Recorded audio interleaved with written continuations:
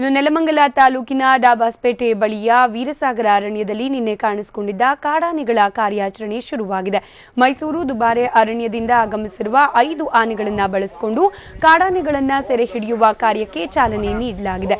ಸಾಕಾನೆಗಳಿಗೆ ಪೂಜೆ ಸಲ್ಲಿಸಿ ಕಾರ್ಯಾಚರಣೆ ಆರಂಭಿಸಲಾಗಿದೆ. ನಿನ್ನೆ ವೀರಸಾಗರ ಅರಣ್ಯದಲ್ಲಿ 2 ಕಾಡಾನೆಗಳು ಕಾಣಿಸಿಕೊಂಡಿದ್ವು. ಅವುಗಳನ್ನು ಸೆರೆ ಹಿಡಿಯೋಕೆ ದಸರಾ ಆನೆ ಅಭಿಮನ್ಯು ನೇತೃತ್ವದಲ್ಲಿ ಕಾರ್ಯಾಚರಣೆ ನಡೆಸಲಾಗ್ತಾ ಇದೆ.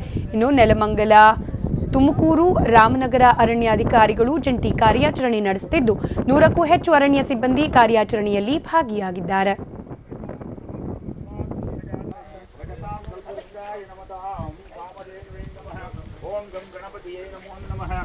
ನೀವು ದೃಶ್ಯದಲ್ಲಿ ಗಮನಿಸ್ತಾ ಇದ್ರಿ, ಕಾಡಾನೆಗಳನ್ನ ಸೆರೆ ಹಿಡಿಯೋಕೆ ಸಾಕಾನೆಗಳನ್ನ ಬಳಸಿಕೊಳ್ಳಲಾಗ್ತಾ ಇರೋದು. ಅದರಲ್ಲೂ ಕೂಡ ಸಾಕಾನೆಗಳಿಗೆ ವಿಶೇಷವಾಗಿ ಪೂಜೆಯನ್ನ ಸಲ್ಲಿಸಿ ನಂತರ ಆಪರೇಷನ್ ಕಾಡಾನೆ ಪ್ರಾರಂಭ ಮಾಡಲಾಗಿದೆ. 2 ಕಾಡಾನೆಗಳು ಕಾಣಿಸಿಕೊಂಡಿತ್ತು ವೀರಸಾಗರ ಅರಣ್ಯ ಪ್ರದೇಶದ ಸಮೀಪದಲ್ಲಿ. ಹೀಗಾಗಿ ಅವುಗಳನ್ನ ಸೆರೆ ಹಿಡಿಯೋ ಪ್ರಯತ್ನಕ್ಕೆ ಈಗ ಸಾಕಾನೆಗಳನ್ನ ಬಳಸಿಕೊಳ್ಳಲಾಗ್ತಾ ಇದೆ. ಇನ್ನು ಕಾರ್ಯಾಚರಣೆಗೂ ಮುನ್ನ ಸಾಕಾನೆಗಳಿಗೆ ವಿಶೇಷವಾದ ಪೂಜೆಯನ್ನ ಕೂಡ ಸಲ್ಲಿಸಲಾಗಿದೆ. ओम गम गणपतिये नमो नमः।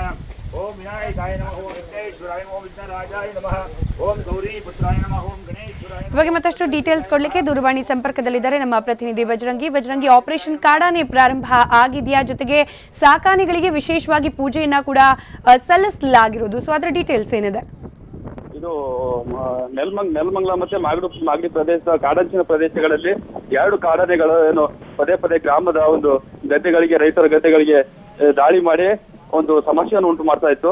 ಹಾಗಾಗಿ ಆ 2 ಕಾಡಾನೆಗಳನ್ನು ಸೆರೆ ಹಿಡಿಯುವುದಕ್ಕಾಗಿ ಈಗ ಅರಣ್ಯ ಇಲಾಖೆ ತುಮಕೂರು ರಾಮನಗರ ಮತ್ತು ನೆಲಮಂಗಲದ ಅರಣ್ಯ ಅಧಿಕಾರಿಗಳು ಜಂಟಿ ಕಾರ್ಯಾಚರಣೆ ಮಾಡೋದಕ್ಕೆ ಮುಂದಾಗಿದ್ದಾರೆ.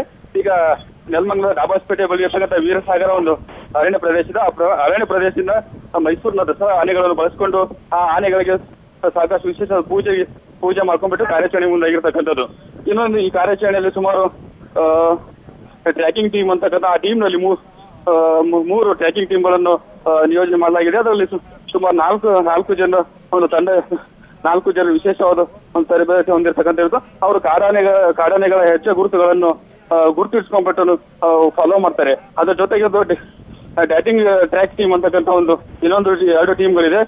ಅಂದ್ರೆ ಇವರು ಟ್ರ್ಯಾಕಿಂಗ್ ಟೀಮ್ ನಾವು ಫಾಲೋ ಮಾಡ್ಕೊಂಡ್ಬಿಟ್ಟು ಇವರು ಕೂಡ ಅಂದ್ರೆ ಅವರಿಗೆ ಫಾಲೋ ಮಾಡ್ಕೊಂಡು ಹೋಗ್ತಾರೆ.